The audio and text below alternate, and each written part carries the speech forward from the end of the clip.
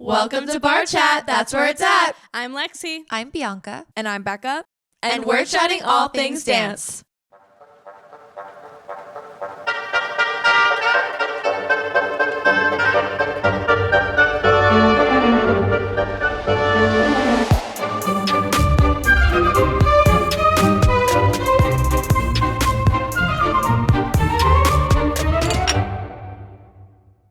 So today we are actually doing a little side segment. It's called Beyond the Bar. Lexi, what's it about? So Beyond the Bar is pretty much talking about everything else we do in our lives aside from dance, because our podcast is pretty much dance-based. If you guys listen to it, you'll know it's pretty much dance-based, as well as our TikTok accounts, just because we're always making skits and comedy stuff, usually related to dance. Sometimes we do other things, but our main thing is dance. So that's really all you guys know about us. So this episode is pretty much filling you guys in on everything else we do, which is a lot because we are all very busy people. But we're going to give you guys a little inside scoop of what our lives consist of aside from dance. Yeah, and something I want to say before we really get into our lives, I think it is so important, and I think that's why we wanted to share this with you all. It's so important to find hobbies and interests and a life outside of dance, because I feel like it's so easy. I don't know if you guys can relate. It's so easy to find yourself in this little bubble of the dance world and just get so involved and so invested. But I feel like that's not necessarily very healthy, and you need to find the balance of having normal hobbies and normal interests and normal friends. Yeah. Not that dance friends aren't normal, but you spend all day with them every day. So you really want to make sure that you're finding different avenues outside of dance. And that's not saying like a plan B or anything, but it's just, I just feel like it's really healthy. Good for your mental health too, to have more than just dance to dwell over, because sometimes dance can be, very heavy. Like you have a lot going on. You're worried about if you're getting put into all of the dance or only one section of the dance, or if you're getting put in the front or the back line, or if you're getting a lot of critiques. Sometimes it's very overwhelming, and being able to have other things to think about aside from like, my dance teacher told me that my toes weren't pointed enough and I suck. Like, that's not healthy to just have that to think about. So having other things to occupy you and other things that make you happy, not saying that dance doesn't make you happy, but just to give you another window of things that can make you happy, Yeah. Can I just say, though, that, like, I feel like sometimes there's sort of this stigma around having interests and hobbies outside of dance. Really? Oh. Because, well, not necessarily interests, or not necessarily hobbies, but career paths or avenues, because your whole dance career, you're, like, kind of told that, or at least from my experience, I can't say, like, everyone else, but if you're not just blinders on to dance, then you're not a dedicated dancer, because dance should be your everything. Dance should be your world. That's what I felt like I was sort of drilled. I feel like a lot of the time teachers say like you need to pick dance or something else. Yeah, that's what it is. They give you like an ultimatum, and it's like, well, actually I can do a lot of different things. Like, I can devote a lot of my time and energy to dance, but for my mental health, once again, and just for my overall well-being, I'm allowed to do other things at the same time. It's weird though, like I think because of dance, I've gotten very good at multitasking and just doing a lot of things at once. And I also thrive on being busy. So although dance is my world and I do dance all the time, I still have so many other things in my world that are important to me, but I still manage to make dance the priority. And like, that's my choice. I still manage to make dance the priority, but I still do a whole bunch of other things that I enjoy and make me happy. And I still give the correct amount of time to them to make sure that I'm not like pushing it to the side because I'm doing too much for dance or stuff like that. So I feel like I have figured out how to balance everything really well. And I think that comes from like all the juggling that I did in high school, which kind of just indicated how my life is going to be for the rest of my life, just because I love doing all these things at once. Yeah. But yeah. Well, what are some of the things that you like to do outside of dance, Lexi? Well, I do a lot of things. So I'm in college right now. So I have 2 jobs aside from like all the other, usually when you're in college, you join like clubs and stuff like that. So I'll talk about the clubs in a second. But my 2 jobs are, I am a campus tour guide. So I give tours to like prospective students coming to the school.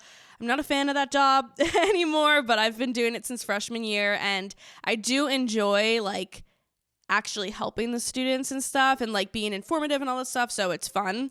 And then the other job I do is I'm a Zumba instructor, which I've talked about before in the podcast. It goes somewhat hand in hand with dance. I feel like a lot of dancers would be able to be Zumba instructors, and I feel like leading group fitness is just a great way to keep you active, especially for dancers. It helps my stamina, and it's really fun. I love it, and it makes me have to work out because I'm scheduled. So I have to do it.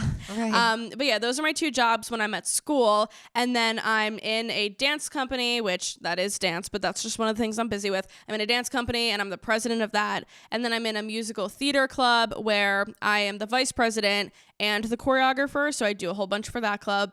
And then I also am in this like speech club because my major is speech language hearing. I don't know if you guys knew that. But I'm in this club. It's called NISLA. It's National Student Speech Language Hearing Association. So I'm in that. And then I'm also getting my certification in sign language, American Sign Language. So I always have to go to like deaf events and go to all these like talking hands clubs. So that keeps me busy as well. And then I'm also an ambassador for the College of Public Health. How do we follow this? I don't know. Keep going. I know. I'm like, every time I talk, I'm like, oh, I actually do more. Oh, I do more than that. Like, there's just so many things. Can you dive a little more into your like speech journey? Like getting into like speech and ASL and all of that? Because I feel like it's really interesting and it's kind of like not as common as maybe other career paths. Definitely. It's actually more common than you think.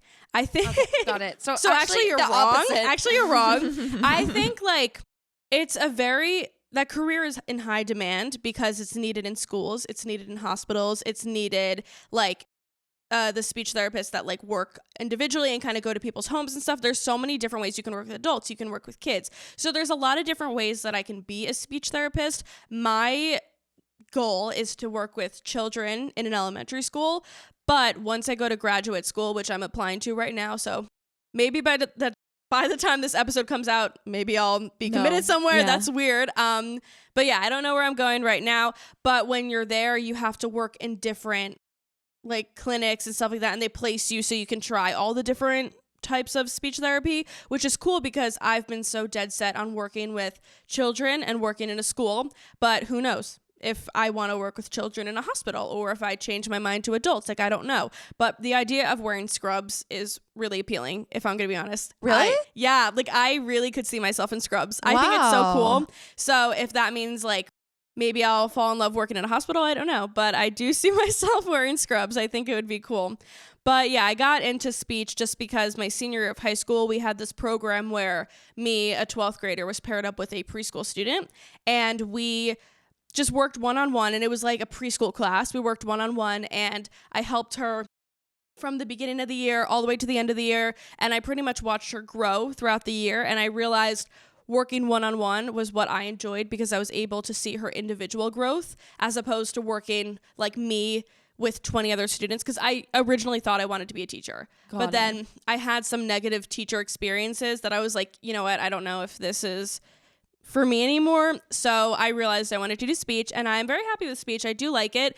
And once I got to college and started taking the classes, I was a little worried that I didn't like it as much as I thought I would. I feel like everyone kind of goes through that phase a little bit. Yeah, I've been going back and forth struggling, and I think it didn't help with the pandemic just because I got a lot of my classes taken away from me because they were virtual, which sucks because maybe I would have figured out that I liked it or hated it much sooner, you know? And then junior year of college, I started taking American Sign Language, and all my professors are deaf. So they threw you right into it. You had to learn the alphabet, and that was the only way you can communicate. We had an interpreter on the first day, and that was it. And pretty much the teacher was like, yeah, don't get used to this interpreter. You're going to have to figure out how to communicate with me because there's no other way. That's intimidating. It was intimidating, but it was a good push.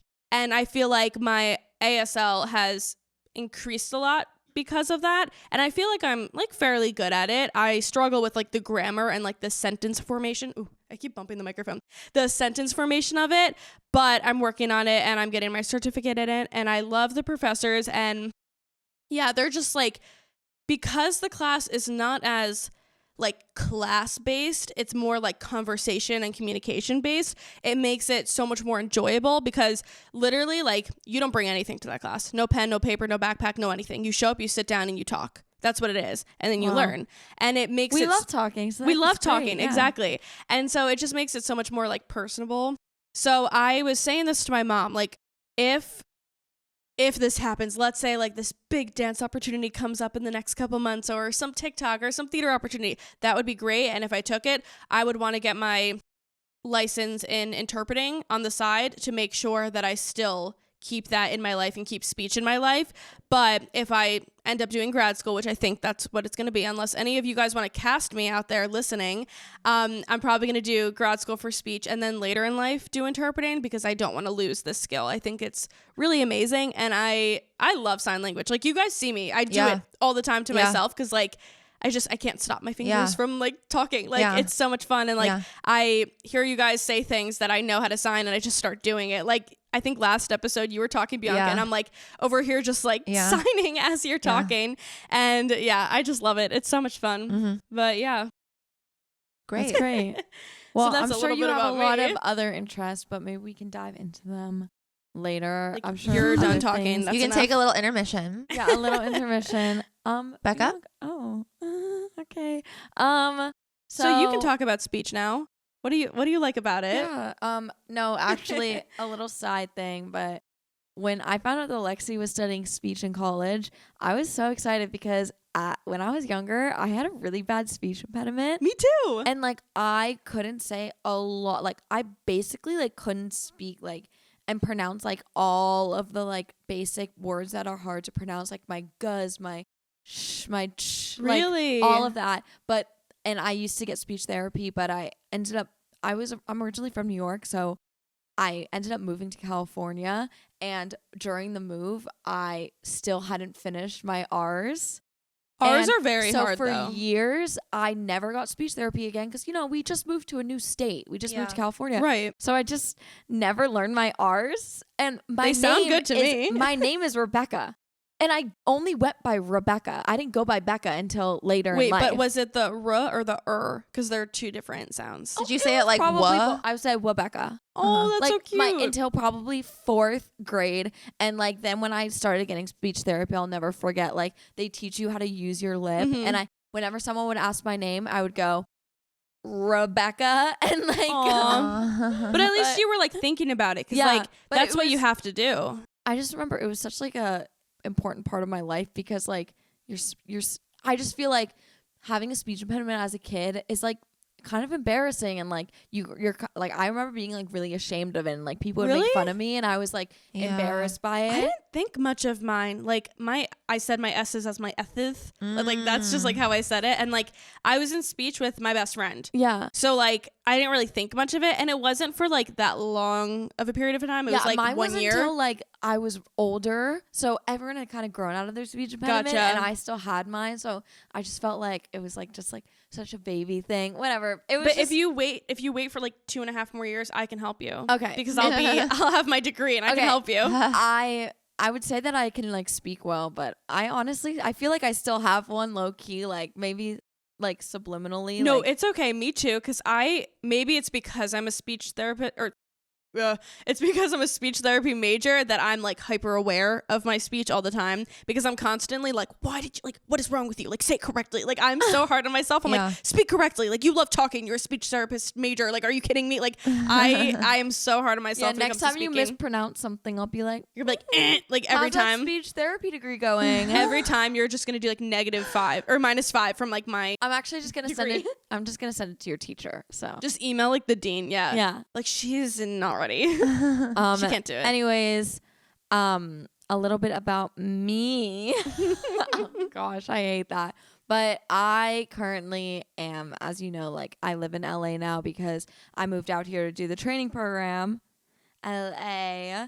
And one thing that I've really gotten into the past year is videography. So this podcast has actually helped a lot with that because you're welcome. Taught me.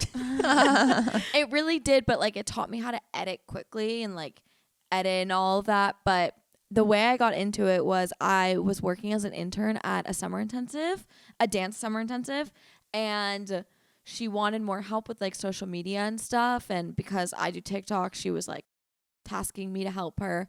And I've always sort of been like really interested in it. Like I would always stare, like whenever there was like a videographer in class or at a dance convention, everyone's staring at the dancers. Like I'm watching the videographer and I'm like looking at his stuff and like his or her depending, and like looking at everything that they're doing, and I'm always like, that's so cool. So I slowly just got into it, and like I started filming the intensive, and I filmed it on like my little G7X camera that I got like the year earlier for vlogging. It's the camera that Lexi is on right now. Hi. And I would have to edit a wrap-up video every single day. And I was also working as an intern too, so it really taught me like how to do things quickly and like efficiently.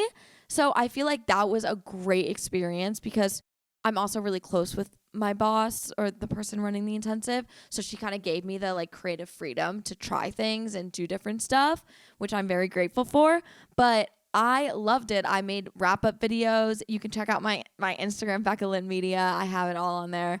Like and subscribe right here. I learned how to do all of that, and I really got into videography. So then I invested in this camera that I'm talking through right now, and I got really into it, and I just really love it. And it showed me a new avenue of finding something creative that isn't dance, but I'm still involved in dancing, because I feel like sometimes I get so stuck and so burnt out being in front of the camera, dancing, having to be on all the time, that like it was kind of nice to be behind the scenes for a second. Yeah. It takes the weight off of you, but you're still doing something in the dance field. So in a way, it kind of feels like you're dancing in just a different way, sort of, which I really loved. And I thought that was a great avenue. And I know like a lot of people find that through choreography and teaching and stuff like that, but I never really felt that in those avenues. So finding that through videography was a great thing to do. But another thing that I realized is that watching dancers behind the camera kind of taught me what looks good and what I should be doing when I'm in front of the camera. Interesting. And that's why I've always been like, I feel like every dancer needs to be in my position at one point, even if it's like an hour or 20 minutes, just filming someone, because I feel like now I work better in front of a camera and like dancing with a camera than I did before, because I know what looks good and I know what my eye was looking for when I was filming. And so now I know how to give that to them. And I also, another thing is like, I really, even if you just have like a phone, everyone should get on camera work. Well, I was going to say, because like, it takes a lot of practice. Yeah, but it's helpful that you're a dancer because you have the eye for it. Yeah. Like a dancer filming dancers is so different than a non-dancer filming dancers, because you know what looks good, you know what to look for, you kind of know it's coming. Like, you know how it's like if they're prepping, you can assume that a turn's coming, stuff like that, where it's like, or you legs, know what to follow, extensions. or legs, or if leaps, they're about or to jump, I'll be able to like follow. Exactly. Yeah. Like I feel like that's so helpful because you're gonna get the right like the exact image that they're hoping. Yeah. And then if they do it once, I feel like by then you're like, okay, like I got it. Like I feel like dancers, because you pick up choreography so quickly, you know what to look for right away. Also, that's another thing, like when I'm filming a combo, I'll sort of learn the combination in the videography sense so that like I know what to follow. But it's the worst thing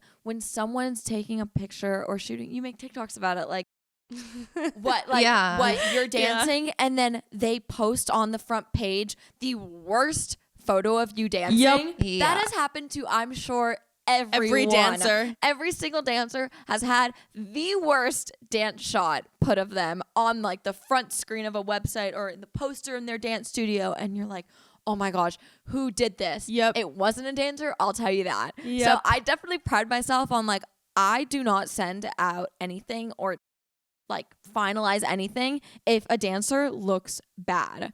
I will send it to them and be like, oh my God, this is a really funny photo. Like, let's all look at it and laugh. It's funny though, because like, they think it looks good, and like genuinely, not like, oh, they think it looks good. Like they're like, oh, this is a good picture. Like and I'm other like, what? photographers and video. Yeah, like they're like, this is a great picture. And I'm like, It's not, but thank you. Like, yeah, that's so funny because crazy. like they really do think that it's a good shot. And like, well, we are very hard on ourselves, especially when it comes to like technique in photos, that we're like, nope, like my foot is slightly turned in. Like, that's the worst picture ever. And they're like, but you're so high in the air. And I'm like, it doesn't matter. My technique's bad. Like, awful. Yeah. No, literally, that's all we care about. Yep. It's kind of crazy that like it really does matter. Like, you don't necessarily have to be a dancer to be like a good photographer or videographer for dance, but you have to have an eye for it or have some sort of experience even with if you it. were a dance mom or something, just someone who's been around it, so you know. So that's why you should hire me, because I'm just kidding. But I have been finding like I have been really enjoying it.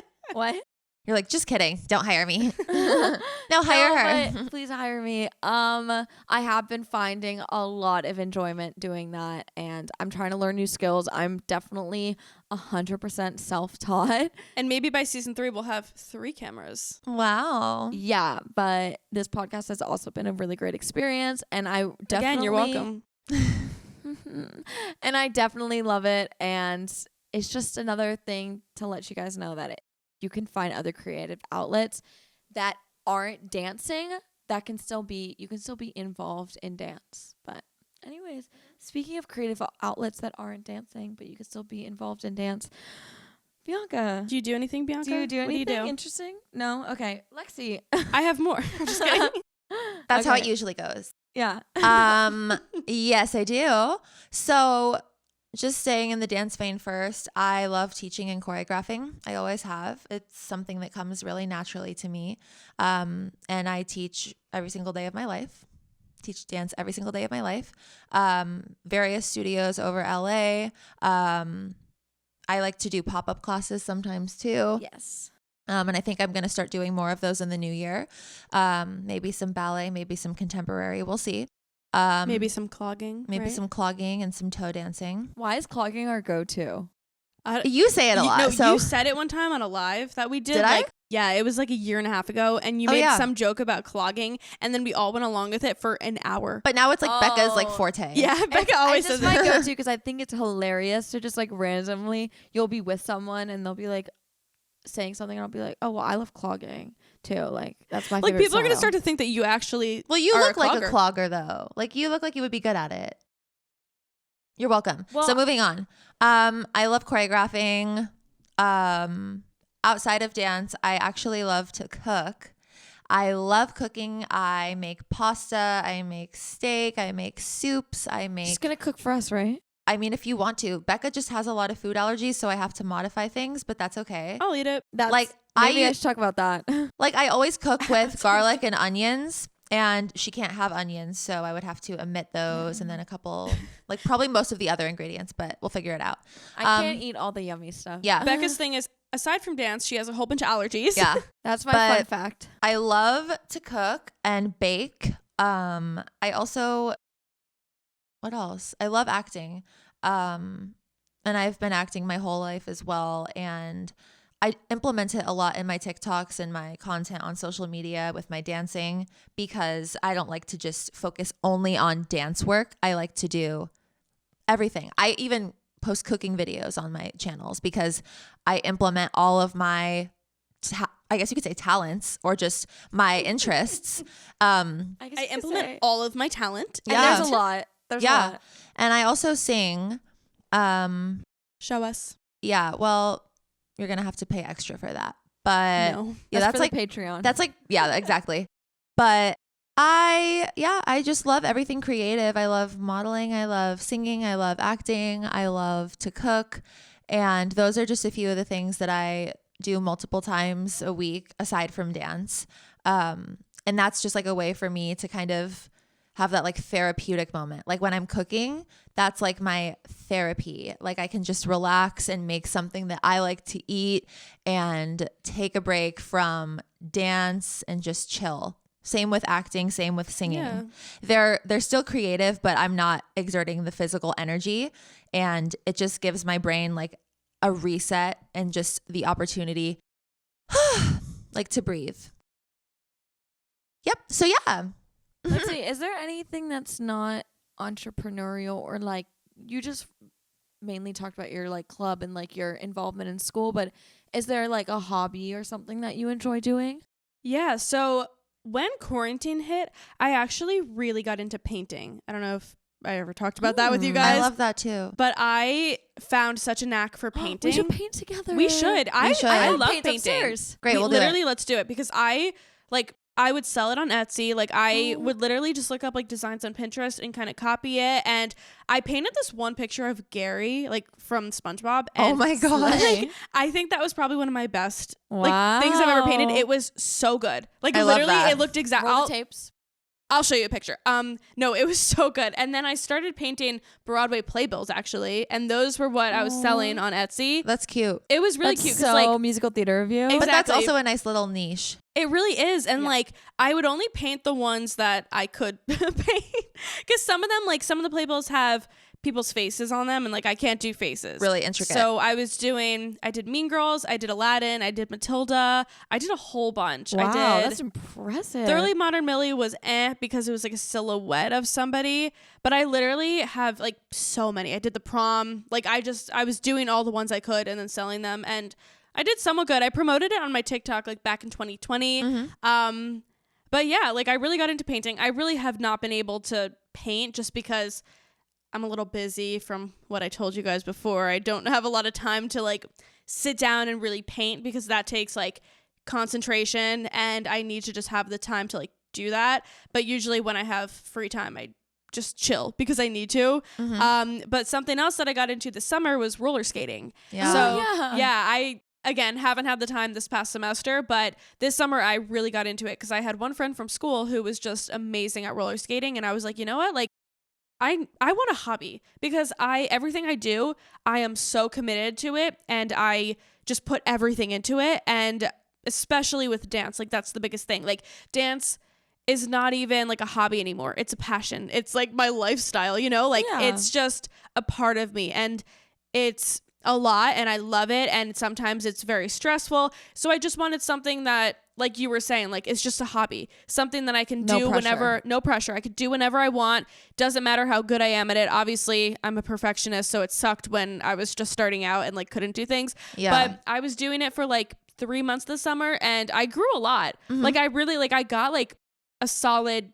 10, 15 tricks. And I was proud of myself because like I went from literally just standing up and falling right back down to doing those turns when you put your heel up and then do like those like axis turns or whatever and like jumping and turning and all these like fun things. So I am excited to get back into it when I have the time just because it really was fun. And I'm glad that I have my one friend at school to kind of push me to do it. So I have them at school with me. We have like the room that I teach Zumba in. It's just like this nice like waxed wooden floor. So usually we would skate in there like last year.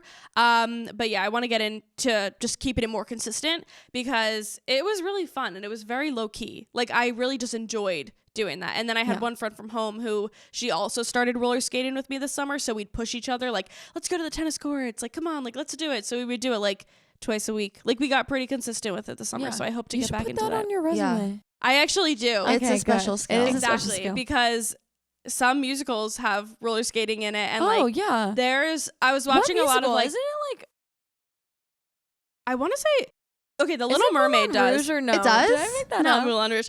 Little Mermaid can. It depends. Sometimes it's Heelys. Oh. It can be roller skates based on like the underwaterness. Oh, true.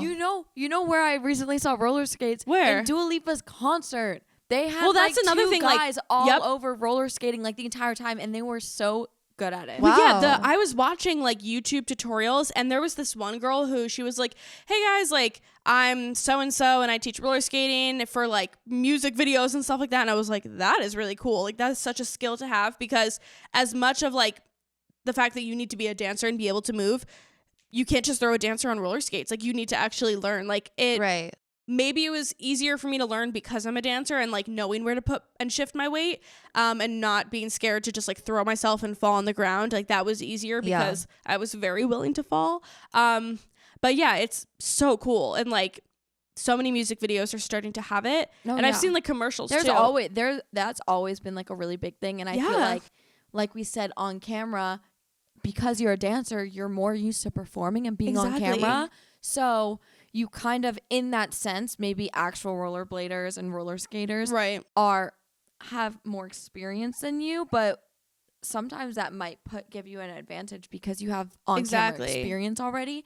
It'll be easier to shoot you. Right. And the fact that like I know the basics, you can teach me like a roller skating choreography now, and I feel like I'd be able to pick that up and like just learn the skills in the choreography and it come easier. Yeah. That's actually another side note that we're talking about, like special skills.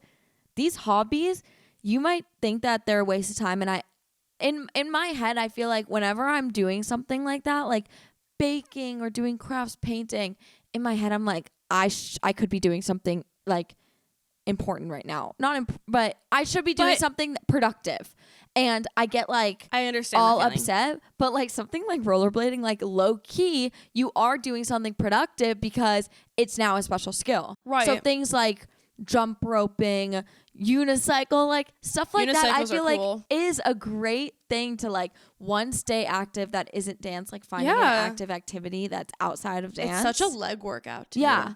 And two, doing something that's like a little different than like other dancers. Exactly. Like I feel like it just gave me something else to be like to feel individual for, because I'm a dancer. I have so many dancer friends that it's like me dancing is nothing different than everyone else dancing. No, you're right. Like it's nothing different, especially when you're dancing with a group. So I was like, okay, this is cool. It like sets me aside and it gives me some more skills. And I literally made like a roller skating Instagram account just to keep tabs. Like it was more for me. Yeah. So then I can see my growth, and like scrolling back, like it was literally me just going forward, and I was like, woo, like I did it. And then I'm doing like turns and jumps, and I was like, oh, like that's so cool. Slay. So yeah.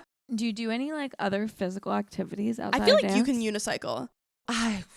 Like you give me like you look like you unicycle. You look like you can unicycle. I can't explain it. Like look at her, right? I feel like I would actually be terrible at that, but I've never tried. You try. Yeah. No, I don't. And I could say like, oh, I do yoga or Pilates like every other dancer, but I don't. I actually don't like either of those. I just want to say that. I'm sorry. Like, I just think it's so boring. I'm sorry.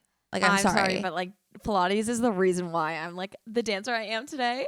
But I don't love like Pilates. What? I don't like Pilates. No, I don't like it. And it's not because it's like, guys, I have a reformer. I'll show you. But it's like, it's just like it.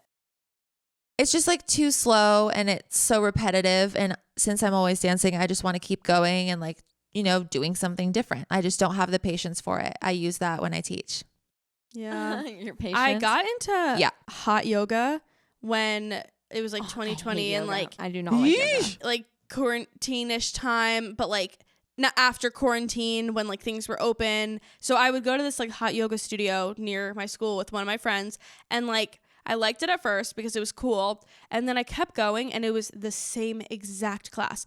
Literally. Regardless of the teacher. Literally. Like same exact class. And I was like, I don't feel like I'm learning. I feel like I'm just learning this set. You know, like it didn't feel like I was learning it. And like, I don't know, yoga is too slow for me. It's very cool, but I think it's just too slow for me. But I do want to learn, because you guys know I love to do handstands. Like I love handstands.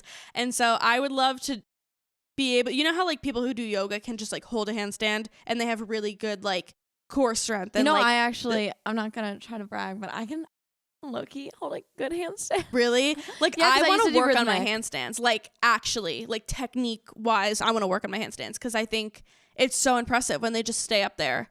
And I'm like, that's cool because I love handstands. So on that front, like I agree. Like I kind of want to get more into gymnastics and getting my tricks because because that's huge right now. Yeah. Well, I just think it would be good as a dancer to have like an aerial. Like I don't have an aerial. I can do a cartwheel. I can do a round off. I can do a somersault.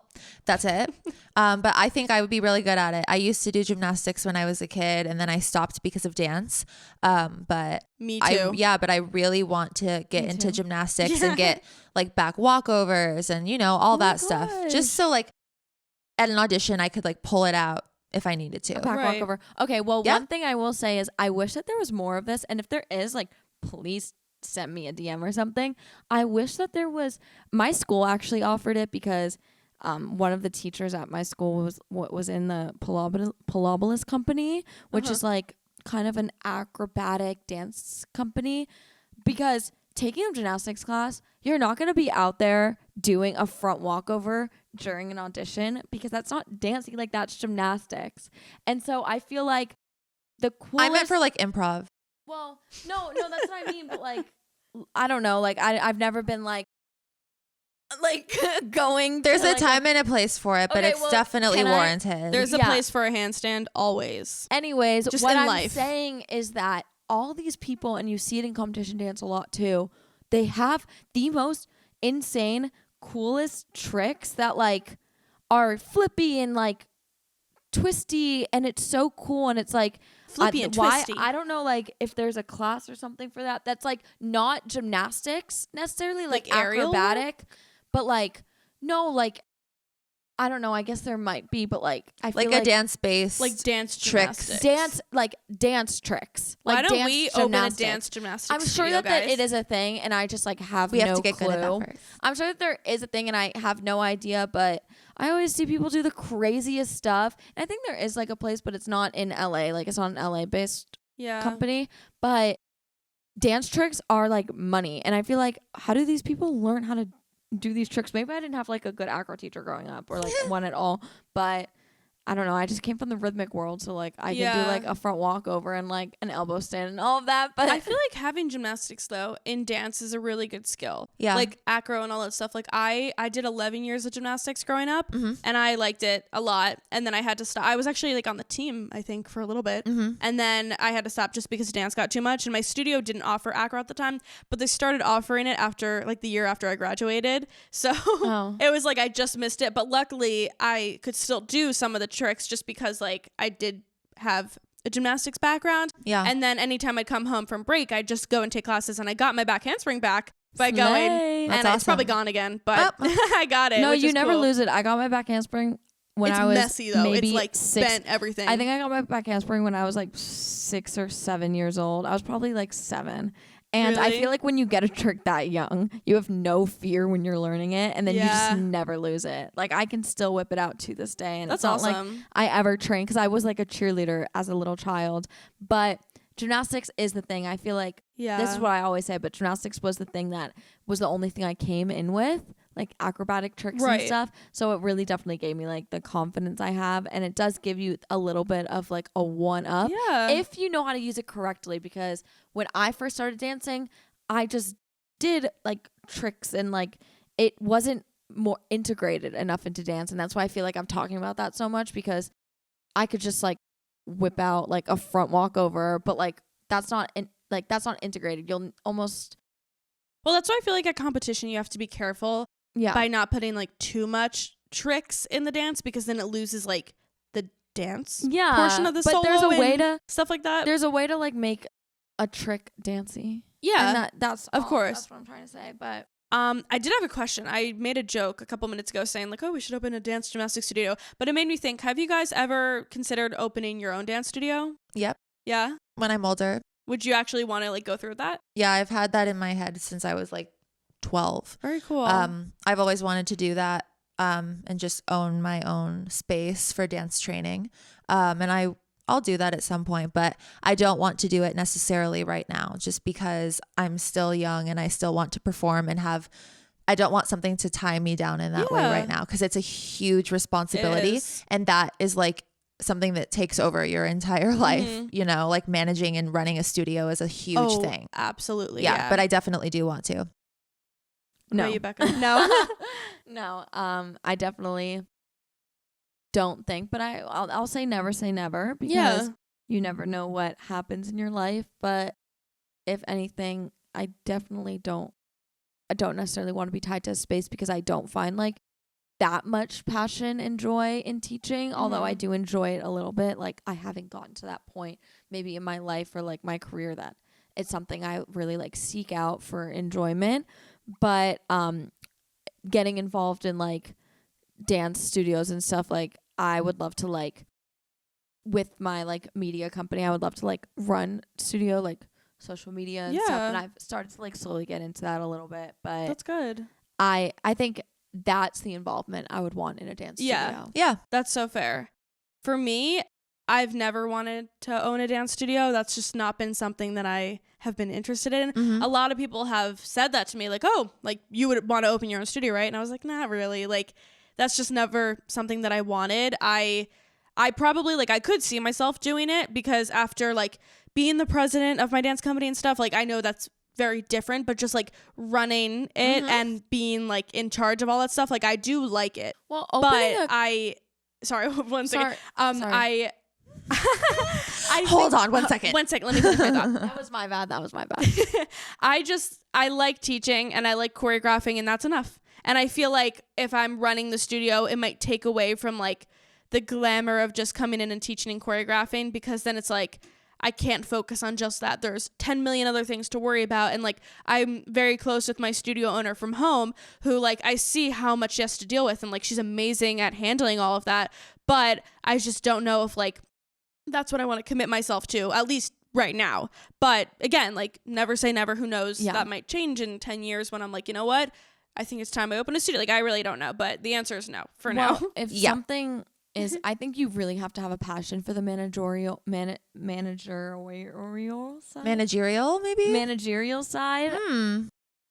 A studio, because it is such a big part of it. Like, you do need to love it. But I think maybe, like, a good avenue would, if you need some consulting, would be like a company, like a dance company. Well, that's the thing. Like, I can very much see myself running something. Like, I love business. And I think after, like, just doing TikTok and stuff, like, it made me realize, like, I love just, like, all the negotiating and all that stuff, and, like, actually, like, running yourself as a business. Like, I find a lot of joy in that. So I've actually been, like, trying to think of a way to run a business that's dance related, that's not a dance studio. I don't know exactly what that would be, but I think that would be fun because I like being in charge of things. Like, I'm very much the, like, I thrive being in charge of things. So same.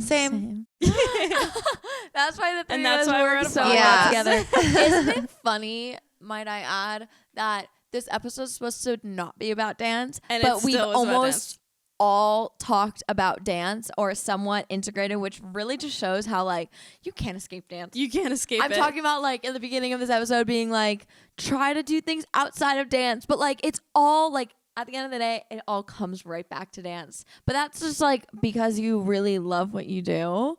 That's the thing, though. Like, dance has taught me so many skills beyond just dancing. Like, I feel like that's why I like training running is life things. Training. But even, like, because I was, like, teaching and assisting at my dance studio since I was 14 years old. So that helped me with my public speaking, and that helped me just grow as a person and enjoy being a leader. And that's why, like, I'm saying, like, I could totally see myself running a business because, and it all goes back to dance, because they prepared me so well that I feel like I could do anything. You know, like, I don't know, like, it prepares you beyond the skills that are just dance and technique and flexibility. Like, dance teaches you so much, and I'm so thankful for that because I kind of like myself. I think it prepared me into a pretty good person, you know? So, yeah. Yeah. So I think that's a good chunk of information for this episode. You really got to know us. Yeah. I think that, yes, like, all of us do have our elements that relate back to dance, but at the same time, we have different avenues that are separate, but we can still apply them in the studio. And I learned more about you guys today too, actually. Yeah. So thank you guys for listening to episode 4, right? Episode 4. Wait. Thank you for Thank you guys so much for listening to episode 4 of Barre Chat season 2, and we will see you next week for our next episode. In 2 weeks. In 2 weeks. You always say that. Okay, bye. Bye.